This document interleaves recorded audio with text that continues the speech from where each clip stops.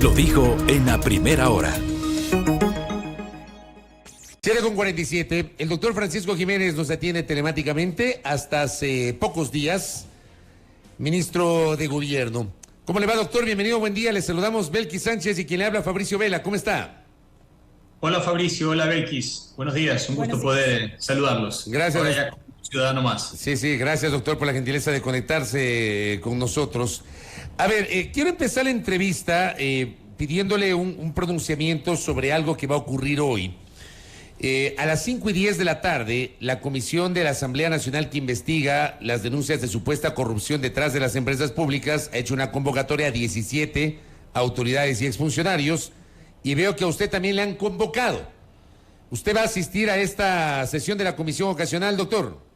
No tengo cómo asistir porque tenía compromisos previos ya agendados y preestablecidos. Estoy enviando ahora en la mañana una excusa justamente para justificar esa inasistencia, pero por supuesto estaré atento a lo que allí se resuelva y a lo que allí se discuta, pero en mi caso pues no puedo asistir. Me encuentro en la ciudad de Guayaquil y se me hace ahorita complicado desplazarme a la capital para asistir a esta convocatoria. Pero en ese sentido y de realizarle a usted una nueva convocatoria, ¿estaría dispuesto a acudir a la comisión?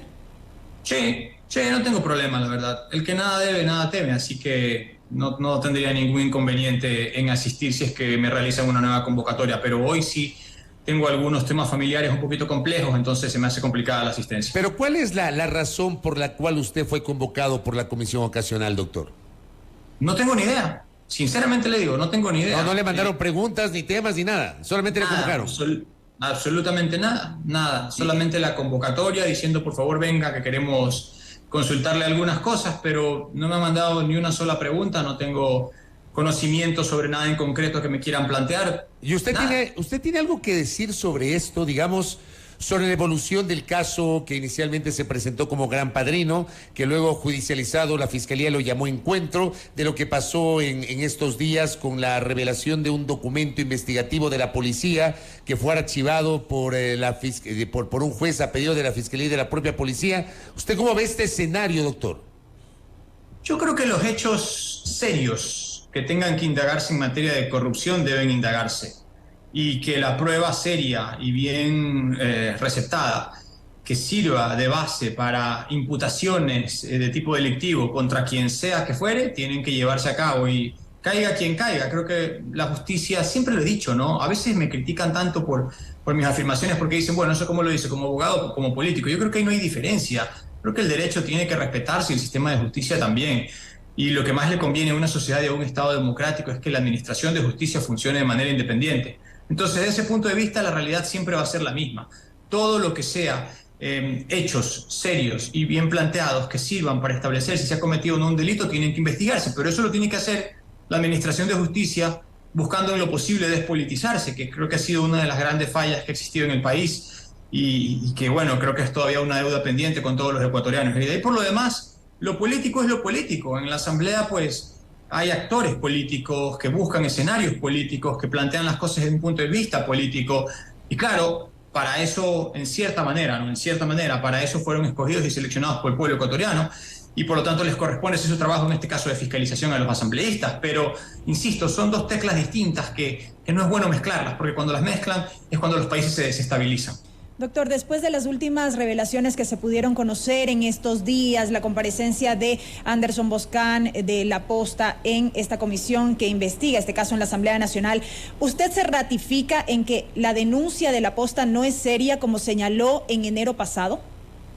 Bueno, yo señalé eso en un momento en que había tenido acceso a una información parcial y en la cual pues los audios que ahí se evidenciaban no me parecían serios. Sin duda, no puedo decir que hoy todo lo que ha sido presentado por ese medio digital es descartable. Yo creo que las cosas hay que tomarlas en su contexto y en su momento. Aquí en nuestro país, pues a veces es tan fácil sacar o buscar sacar las cosas fuera de contexto. Creo que en ese momento esa prueba no ameritaba mayores consideraciones, pero sin duda con todos los audios que han salido, con toda la información que ha salido y las críticas que ha habido e imputaciones de parte y parte, me parece que lo mejor que podemos hacer los actores es la prudencia y decir que se investigue lo que corresponda, que se establezca hasta la saciedad quién, qué y en qué circunstancias estuvieron eventualmente en actuaciones que contravienen lo establecido en el Código Orgánico Integral Penal y que se sancione a quien corresponda. No quisiera categorizar y poner letreros, porque me parece que eso siempre puede ser un problema. Lo que está claro es que ha salido un montón de pruebas, o mejor dicho, un montón de imputaciones a través de audios y que eso debe investigarse. Claro, y es que que la ciudadanía debe estar atenta. Es que yo me permitía precisamente hacer esa referencia porque usted fue muy enfático en enero pasado, pero es cierto, mucha agua ha pasado debajo del puente. Exactamente hasta este momento. Es que la razón no pide fuerza, ¿no? La razón no pide fuerza. Uno siempre tiene que actuar desde el punto de vista de lo lógico y además la gente se da cuenta, la gente percibe con claridad cuando alguien está intentando falsear la verdad o cuando alguien está tratando de tapar el sol con un dedo. Y ese no es el caso de ninguna manera del gobierno, ese no es el caso del presidente, ese no es el caso de ninguno de los que hemos estado de funcionarios públicos. Yo creo que aquí uno pues entiende que cuando va a desempeñar un trabajo en una cartera dentro de un rol público tiene que ser extremadamente celoso con las decisiones que toma y extremadamente celoso con los dineros públicos que le toca administrar, porque no son dineros de uno, son dineros de la gente. Y dentro de eso, pues si se produce algún tipo de imputación de esta naturaleza, hay que investigar y hay que hacerlo con la mayor celeridad, eficiencia y despolitización posible, porque lo grave muchas veces en este país que a veces navega entre los extremos, por eso es que la posición en los extremos es a veces más cómoda, es tildar algo de blanco o negro inmediatamente y con eso pues afectar algunas honras, pero creo que hay que actuar con prudencia y eso sí, hay que investigar, establecer qué es lo que ha sucedido y imputar a las personas que corresponda según la prueba que lo merite. ¿Usted tenía alguna referencia de Rubén Chierres, doctor Jiménez? No, ninguna, más allá de que es una persona de Guayaquil y de ahí nada más. Aparentemente el señor ha tenido sus contactos, pero de ahí nada más. Yo no. O sea, no sé si contactos o voy a exagerar en lo que voy a decir, pero parecería que el hombre ha tenido un poder tremendo detrás del gobierno, que se dice que es cercano al cuñado del presidente y que pidió hojas de vida para ministros de Estado, tanto así que, por ejemplo, Bernardo Manzano ha renunciado por eso. Él reconoció en este espacio hace 2 días que efectivamente el señor Chierres en julio del 2021 le llamó a pedir su hoja de vida. También le han hecho la misma pregunta a la exministra de Agricultura, Tangi Vera. O sea, parece que este señor ha tenido algún tipo de poder detrás del poder, doctor. Conmigo nunca se aventuró absolutamente nada, si es que ese fue el caso. Yo nunca tuve interacción con ese señor y de ahí por demás, pues la verdad es que tengo muy poco que agregar de él. Respecto de Bernardo Manzano, debo decir, tengo que dejarlo claro, aunque la gente a veces pues dice, me saca de contexto las cosas, tengo que dejarlo claro. A mí me parece que él fue un extraordinario ministro, que es más, lo he llamado el día de ayer a solidarizarme con él. Y me parece que él cumplió con creces su labor al frente de la cartera del Ministerio de Agricultura, que es una cartera compleja. Cuando yo llegué al Ministerio de Gobierno estaba en ciernes un paro bananero que me tocó en ese momento afrontar porque no lo estaba haciendo el representante en ese entonces del Ministerio. Y Bernardo, pues el exministro, es una persona con la cual se ha podido trabajar muy bien durante todo este proceso, pero la política es lo que es. Y yo sé que a veces, como bien decimos, ¿no, Fabricio? La mujer del César no solamente debe ser, sino también parecer. Pero aprovecho para felicitar a Bernardo por su gran gestión al frente del Ministerio de Agricultura. En su momento, en su calidad de ministro de Gobierno, ¿conocía de este informe que divulgó La Posta, este informe policial que supuestamente develaría estas reuniones entre Rubén Chierres y la mafia albanesa? No, nunca tuvimos acceso a eso. Lo conocimos en el momento en que esto salió a la luz pública. Había tanta información cruzada. No nos olvidemos que el país también es un país donde hay exceso de información de diferente tipo y lo que un día fue, pues al día siguiente ya no es tanto. Entonces circulan a veces audios apócrifos, información parcial, audios mutilados, en fin. Es difícil en un contexto determinado de establecer sin el debido examen, que solo lo tiene la Administración de Justicia del caso, de cuándo se trata de un audio certero, válido y real y cuándo se trata de una cuestión pues inventada y alterada. Pero en todo caso yo no conocía de esa información. Me enteré después cuando se enteraron los medios públicos y por supuesto pues que de haber tenido acceso a esa información inmediatamente se hubiera ido a parar a Fiscalía para que investigue lo que corresponda. Doctor Francisco Jiménez, dejemos ese tema de lado y hablemos de la cuestión política. Usted dejó el Ministerio de Gobierno pocos días después del resultado electoral. El gobierno fracasó en el último proceso electoral. ¿Lo podemos titular así, doctor? Bueno, en la medida en que no planteamos, mejor dicho, en la medida en que planteamos nosotros la opción de la consulta y que la gente decidió votar negativamente, se podría decir que un triunfo no fue, porque es evidente que cuando el 52%, por decir un promedio, se pronuncia negativamente sobre una opción que le plantea el gobierno y el gobierno está esperando que se pronuncie por la otra opción que finalmente no prevalece, pues entonces se podría llamar como un fracaso o un pronunciamiento. Y también en esto, pues, alguna gente ha criticado nuestra posición, que ha sido de, ok, se perdió una consulta ciudadana, pero esto sigue. Esto no se acaba el día de mañana. Aquí de lo que se ha tratado es de plantear a la ciudadanía herramientas que nos permitan, por ejemplo, ser más eficientes en el combate a la inseguridad, que nos permitan mejorar el sistema institucional, afinando el funcionamiento de los partidos políticos y afinando el proceso de selección de los asambleístas y mejorando algunas herramientas para cuidado del ambiente. La gente dijo, no, trabaja con lo que tienes, y eso es lo que nos toca. Ahora, si es que hay una connotación política mucho más amplia en términos de que el 52 fue un rechazo al gobierno, pues entonces tendríamos que concluir que el 48 fue una aprobación al gobierno, lo cual pues no deja el asunto tan mal parado. O si hay una connotación de que entonces ahora esto es el fin del mundo y ya todo es irreversible, yo también tendría que recordar que en la elección presidencial, cuando se eligió al presidente Lasso, pues veníamos de muy atrás, en una situación muy compleja, y finalmente terminamos prevaleciendo, remontando prácticamente más de 30 puntos en la elección presidencial. Entonces, la democracia es lo que es, y uno tiene que saber sacar las conclusiones y los mensajes de lo que emite la gente en un momento determinado, porque nadie es el dueño de la varita mágica ni la bola de cristal para tener siempre la razón de su lado. La gente por eso se pronuncia, por eso los procesos políticos algunos suben, otros bajan y otros se mantienen, y por eso también debe existir la voluntad de replantear las cosas cuando uno no obtiene los resultados que espera. En este caso nosotros como gobierno del Ecuador, a cuya cabeza está el presidente de la República, planteamos un proyecto que tiene unas aristas definidas. A veces la gente las acepta y otras veces no, pero existe la obligación de seguir caminando, porque esto no acaba aquí, y además hay una responsabilidad frente a los 18 millones de ecuatorianos. Pero yo sí quiero insistir en este tema, doctor, porque lo cierto es que el no en el referéndum ganó. Usted dijo en su momento que el resultado no era tan dramático, pero me pregunto yo, ¿no le deja acaso un mensaje importante al gobierno, al mismo presidente de la República, respecto de cómo avanzar en lo que todavía falta para terminar este periodo presidencial? ¿Hubo un mensaje claro de la ciudadanía?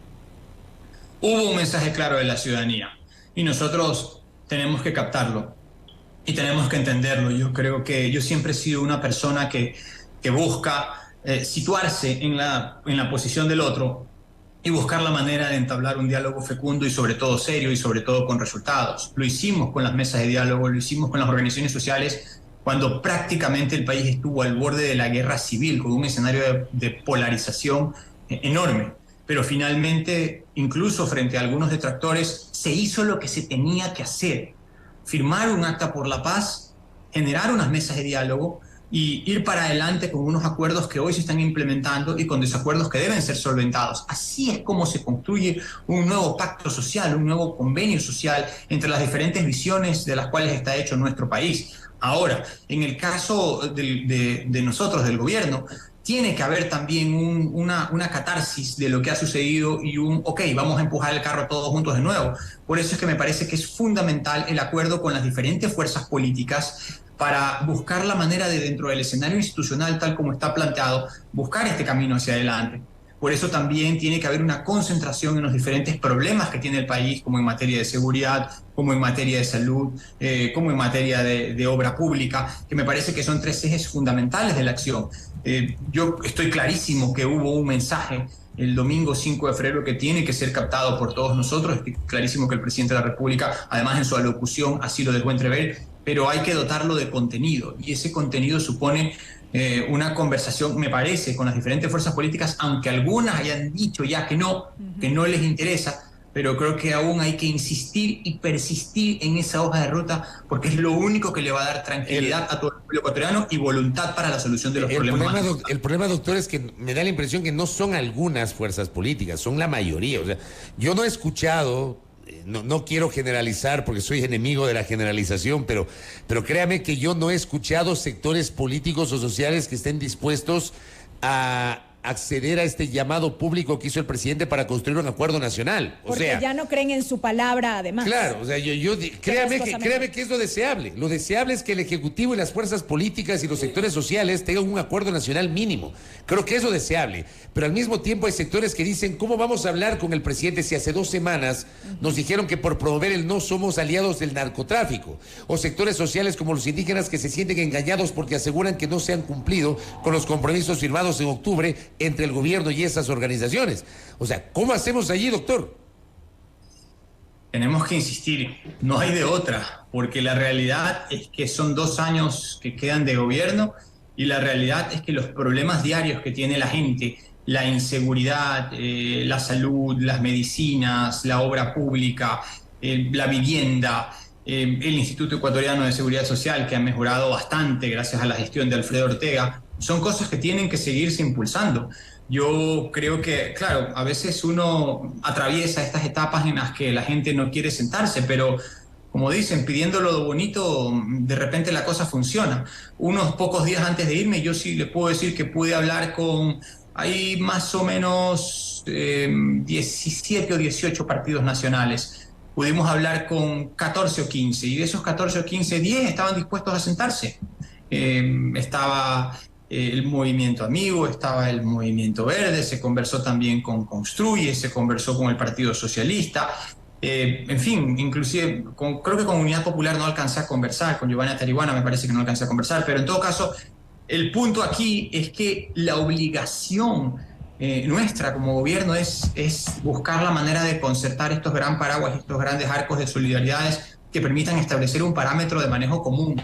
Yo creo que allí no hay que aceptar un no por respuesta. Hay que seguir avanzando porque la gente así lo exige y el escenario de confrontación y de polarización política no es bueno para nadie. Tal vez haya una que otra organización que quiera pescar a río revuelto, pero eso no le conviene al país. No siempre las salidas están por la puerta de atrás. Las salidas tienen que ser consensuadas, acordadas y eso sí, implementadas, y eso también supone sacrificios, ¿no? Y con esto termino, doctor. ¿Cómo quedó su relación con el presidente? Buena, por supuesto que buena. Nos despedimos muy bien, conversamos muy bien. ¿Usted va a seguir apoyando a Guillermo Lasso? Bueno, sí, yo voy a seguir apoyando desde donde esté, desde cualquiera que sea mi trinchera, desde donde corresponda. Yo creo que a veces nosotros nos toca apoyar desde un cargo público, otras veces como ciudadanos, pero no es que porque uno no está necesariamente en el desempeño de un cargo público no puede apoyar. Yo creo que el Ecuador necesita de todas las voces y necesita de todas las manos para poder solucionar los problemas que le son comunes. ¿No quedó rota su relación con el presidente Lasso? No, ¿por qué? De ninguna manera. Lo que pasa es que aquí a veces cuando se personalizan las relaciones políticas dicen, bueno, pues cuando me pusieron en el cargo todo era felicidad, paz y amor y todo el mundo contento. Y luego cuando uno tiene que salir, pues a lo mejor la cosa no es tan sencilla. Pero los ciclos están para cumplirse. Yo he desempeñado 6 cargos públicos, he sido gobernador, he sido asambleísta, he sido secretario del Tribunal del Guayas, he sido subsecretario mismo del Ministerio de Gobierno. Siempre he salido bien, nunca he tenido ningún problema, nunca me he peleado con nadie porque he entendido que la función pública tiene sus ciclos y tiene sus momentos y que lo que corresponde es dar lo mejor que uno tiene en el momento que corresponde y con las herramientas de las cuales dispone. Correcto. Doctor Jiménez, agradezco su gentileza en atendernos en esta mañana. Que tenga un buen día, muy amable. Gracias a usted, Fabricio, y Belkis también. Un gusto haber podido compartir con usted micrófonos esta hora. Gracias, el exministro de Gobierno, Francisco Jiménez. Una semana después de haber dejado el cargo, conversando aquí en A Primera Hora sobre su visión en torno a los temas de la política. Primera Plana. Todas las noticias, todas las voces.